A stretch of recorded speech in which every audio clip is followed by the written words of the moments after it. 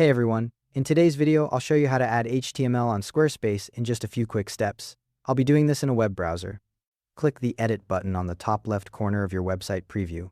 Once you click that, the page enters editing mode and you'll see insert points and editable sections become visible throughout the page. Next, you need to open the block insertion menu. Click the Add Block button or click one of the insert points. That's the plus icon you'll see on the page. In the classic editor, you'll find the plus sign inside the editor itself. Either way, once you click it, a menu of available block types will pop up. From that menu, click Code. The code block gets inserted at the location you chose, and you'll see some placeholder text appear where you added it.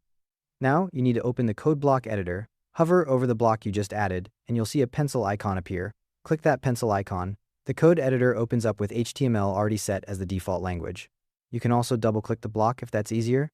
In the text field that appears, enter or paste your HTML code.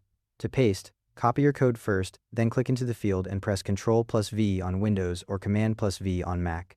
The code field has a 400 kilobyte limit, which is roughly 300,000 characters, so that should be plenty for most use cases.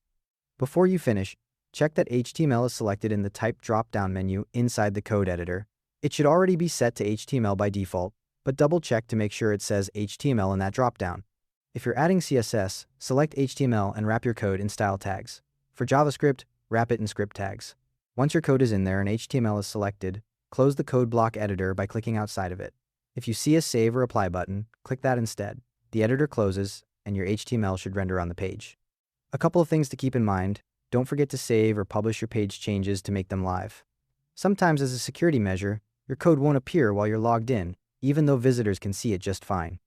If that happens, click Preview in Safe Mode to view the embedded content. Also, test your site in an incognito browser to confirm the HTML renders correctly for visitors. And there we go, adding HTML on Squarespace done. Thanks for watching. See you next time.